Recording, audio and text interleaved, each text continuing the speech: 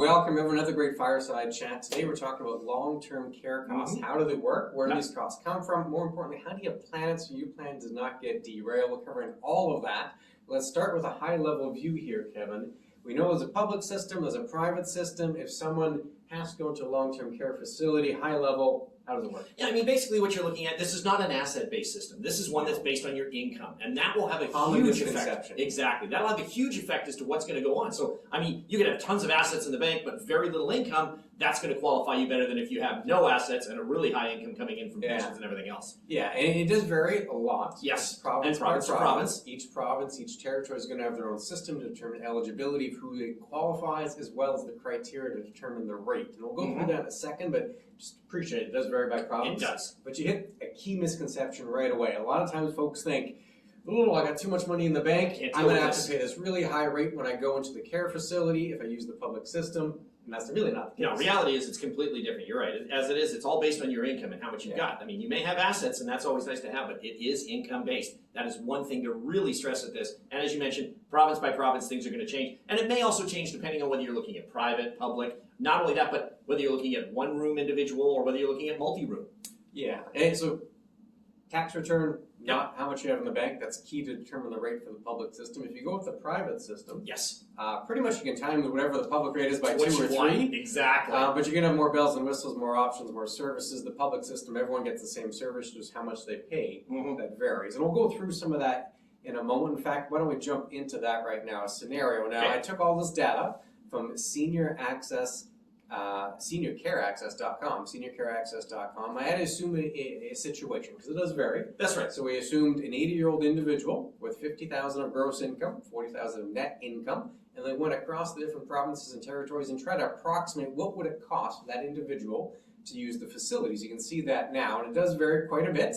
Big time. There's lots of options, lots of little nuances that go through the system. For example, you might notice right off the hop, Nunavut, there's no number at all. It's because Nunavut, it's fully subsidized by the government, so it just costs zero.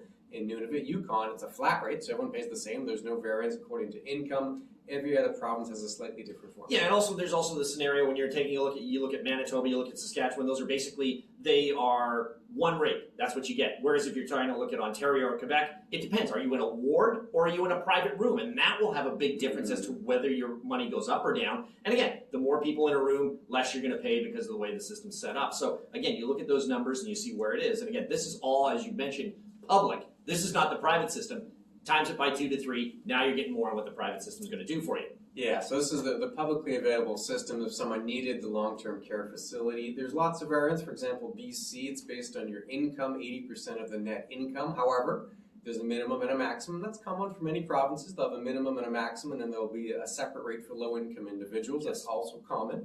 And there's a calculator specifically for the Manitoba government. Other governments have some as well. But the Manitoba government does have a calculator. You can go to their website, you can plug in your info, and it'll tell you an estimate of what it would cost if you were to need, or one of your relatives were to need, a long-term care facility. So the key takeaways here, Kevin, is these are not small numbers. No, not by any stretch. It's a couple of grand, and then it's going to vary on the level of care. That's the big one. And it'll vary on your income as well. And even though every province is different, there's a process, right? Each province sets the criteria. You have to apply, eligibility, get paneled, and then you might get accepted. And that's probably one of the big ones is you do have to be paneled to do these things. You can't just say, you know what, I'm going to put mom and dad in here because this is where I want them to go. Well, they're still healthy and happy and they've still got all their functions. You know, they may not qualify to get into some of these places, especially on that public manner. Private may be a little bit different because you have those options, but when you're dealing with the public, they want to make sure that the people that need it get it. And that's the area that you have to make sure you're dealing with. Yeah, now how does this impact the plan? Well, big time. You can see the cost there. That's why we did that little chart to give you an estimate of the cost, is that can impact a financial plan. So how do you cope with it? Well, one way that we do as part of a default,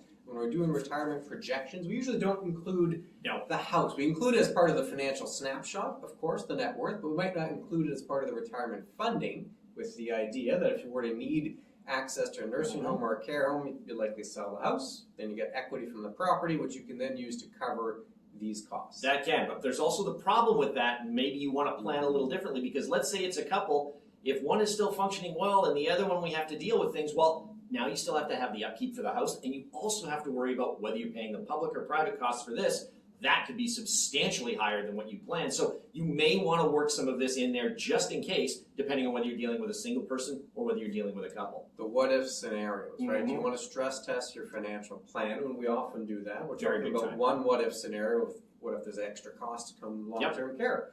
You'd want to put that in the plan. Another criteria we will look at what if the market returns are lower, inflation is higher, we do stress tests for those. This would be another area you'd want to look at for your financial plan. We get questions like this all the time. Where should folks go if they have questions? If they have questions for you should go to chatwithclintonandkevin.com. By all means, give us what the question is, whether it's on this topic or any other financial aspects that you have that you want to deal with. We're more than happy to get those questions and answer them back as quickly as you can and get more information to you all the time. And again, as you mentioned with the sort of scenario, planning this is really important because a lot of people, like wills or anything else, don't think of it as a financial or a wealth situation. And it really is. It's something that you don't want to think about, but really in the plan should be looked at. Absolutely. So as a quick recap there, the cost can be a little higher than many folks are expecting. A couple of grand a month is very common in the public system based on income, not your asset level. If you're in the private system, times that by 2 or 3, and it'll be even bigger cost, and you have to work that into the plan. If that's the one takeaway you get, well, that's a fantastic takeaway, then we've done our job. Hopefully. That's right. The mantra, Becker, or make sure you have a plan. You like this video, please click on the one on the screen about probate fees. It's related to this, talking about estate planning. We'll see you soon. Take care.